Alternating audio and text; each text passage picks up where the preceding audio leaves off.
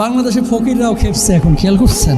আরে ভিক্ষুক ফকিরের কথা বলতেছি না, মাজারের কিছু ফকির ফকির ফকির কথা বলেন ঠিক কিনা? এরাও দাবি করে যে আমরা নবীর আশেক। ওরে ভাই, দাঁতগুলো তরমুজের বিচির মতো হয়ে গেছে। বদমাস, তুই নবীর আশেক হলে দাঁত মাজস না কেন? কথা বলেন না কেন?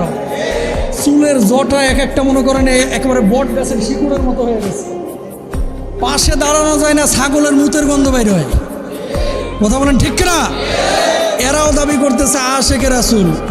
সন্ধ্যার পরে খালি গাঁজা নিয়ে হাতের তালুর উপরে দিয়ে ঢলাঢলি করে, আর কতক্ষণ পর পর টান মারে। এগুলো নবীর আশেক না, এগুলো নবীর দুশ্মন, ঠিক কিনা? নবীর আশেক হলে নবী যেমনি চলতে বলছে সেইভাবে চলতে হবে। মুরিদ হতে পারেন, ফকির হতে পারেন, গায়ে আপনি সাদা এহরামের মতো কাপড় নিয়ে ঘুরতে পারেন।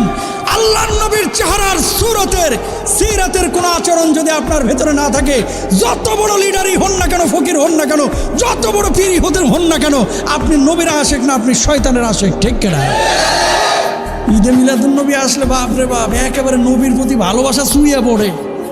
এরকম কিছু লোক আছে না? আচ্ছা, দাড়িটা রাখে না, জুব্বাটা পরে না, পাঞ্জাবিটা পরে না, নবীজি সুন্নাহ করেছে সেই সুন্নাহটা পড়ে না, নামাজটা ঠিক মতো পড়ে না। এটা নবীর আশেক না, এরা নবীর দুশ্মন। প্রিয় ভাইরা আমার, খেয়াল করেন, কয়েকটা কথা আজকে বলে যাই। আল্লাহর নবীকে যারা ভালোবাসে, আল্লাহর নবী যেভাবে কাজ করেছে আমরা সেভাবে কাজ করি। সবাই জোরে সোরে বলেন ইনশাল্লাহ। ফেনীতে কুমিল্লায় যে বন্যা হইল, আল্লাহর নবী যদি আজকে জীবিত থাকতেন, নবীজি কি ঘরে বসে থাকতেন? সাহায্য সহযোগিতা করতেন না? সাহাবীদের টিম পাঠাইতেন না? তার মানে দুর্যোগে, বিপর্যয়ে, দুর্দিনে নবীজি সাহাবীদের পাশে ছিলেন, উম্মাহের পাশে ছিলেন, কিয়ামতের ময়দানেও থাকবেন, ঠিক কিনা? আচ্ছা, সাধারণ মানুষ যখন মজলুম হয়, জালেমের বিপক্ষে সর্বপ্রথম হক কথা কারা বলতো? সাহাবীরা বলতো। সর্বপ্রথম হক কথা কারা বলতো? নবী আম্বিয়া আলাইহিস সালাতু ওয়াস সালামরা বলতো। আমাদের বাংলাদেশে যে প্রেক্ষাপট ছিল, সাধারণ ছাত্ররা যখন আন্দোলন সংগ্রাম করেছে, নবীজি যদি জীবিত থাকতেন তাহলে নবীজি সেই জালেমের বিপক্ষেও দাঁড়াইতেন, ঠিক কিনা? আমরা যে আজকে মসজিদের মধ্যে এসেছি, অনেকে এসেছি নামাজ পড়ার জন্য, অনেকে এসেছি জুমা পড়ার জন্য, অনেকে এসেছি আল্লাহর কাছে দোয়া কান্নাকাটি করার জন্য। খেয়াল করেন, আল্লাহর নবী সাল্লাল্লাহু আলাইহি ওয়াসাল্লাম, আপনাদের এই এলাকায় 12 মাস পানি জমে থাকে। কয় মাস? বৃষ্টি হলেও জমে, না হলেও জমে। ভাই, ওই মাটি খুঁজে চলে যাবে, মাগার পানি যাইতে দিব না, এরকম একটা প্রতিজ্ঞা করছে। কথা বলেন না কেন? 15টা বছর হয়ে গেছে, 12টা বছর হয়ে গেছে, গোটা দুনিয়া উন্নত হইলেও সাভারের আশুলিয়ার জামগড়ে উন্নত হয় না। দোষ কি বিএনপি, জামাতের, আওয়ামী লীগের? দোষ হচ্ছে আমাদের লিডারদের। কোন লিডার?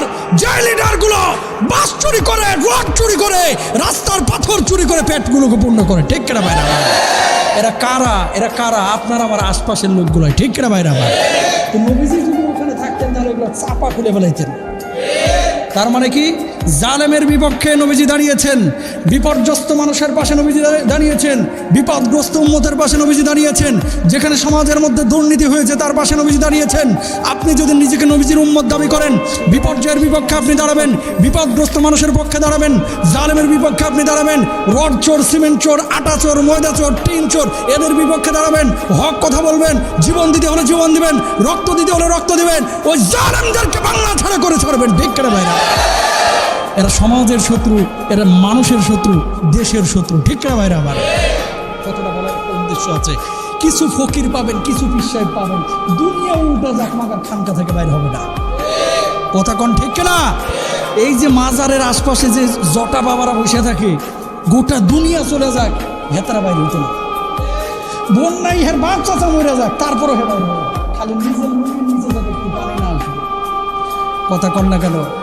আর যখন নিজের এখানে পানিটা আসবে আস্তে করে, তখন পুষ্টি হয়ে যাবে। কত কম? তার মানে কি দাবি করতেছেন মুখে নবীর আশেক, অন্তরের মধ্যে নবীর প্রেম নাই। আপনার প্রেম হচ্ছে জিলাপির সাথে, আপনার প্রেম হচ্ছে গাঁজার সাথে, আপনার প্রেম হচ্ছে সিগারেটের সাথে। আপনি নবীর আশেক না, আপনি নবীর দুশমন। আমাদের সমাজে কিছু মানুষ নবীজি কি বললো, আল্লাহ কি বললো, এগুলো তোয়াক্কা না করে বড় হুজুর কি বলছে, মাজ্জা হুজুর কি বলছে, ছোট হুজুর কি বলছে, বাবা কি বলছে, খাজা বাবা কি বলছে, এগুলো নিয়ে যারা পড়ে থাকে এর হাসর হবে খাজা বাবার সাথে, ঠিক কিনা? হ্যাঁ, হক্কানি পীর সাহেব, আলেম ওলামা যারা হক কথা কোরআন এবং সুন্নাহের আলোকে বলছে তাদের কথা মানবেন। কিছু লোক আছে যাদের কাছে দলিল জিজ্ঞেস করবেন যে ভাই এই কাজটা যে আপনি করলেন, এই যে কিছু মাজারের পাশে দেখবেন হুক্কা হুয়া বইয়া থাকে, নামাজের কথা জিজ্ঞেস করলে, এই যে মিরপুরে এক মাজার আছে শাহ আলী মাজার নাকি, একবার আমি গেছিলাম একটা ডকুমেন্টারি করার জন্য টেলিভিশনের, ছোট আরও অনেক আগে 8-10 বছর আগের কথা।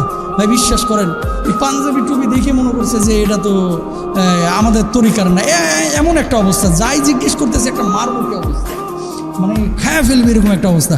বললাম ভাই জোহরের আজান দিচ্ছে আপনি নামাজ পড়েন না কেন? জবাবটা কি? শরীয়তের মোল্লারা তোমরা শারীরিক নামাজ পড়া, আমাদের নামাজ অন্তরে চলমান আছে। ওরে বাটপার, আর কবে ভালো হবি তোরা? কথা বলেন ঠিক কিনা? নামাজে আপনারা যে এসেছেন তারা বলে যে নামাজ শারীরিক না, অন্তরে চলমান আছে। শারীরিক নামাজ দিয়ে কী করবেন?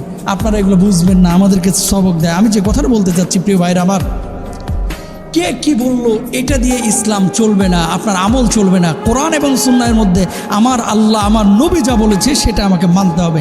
আসসালাম।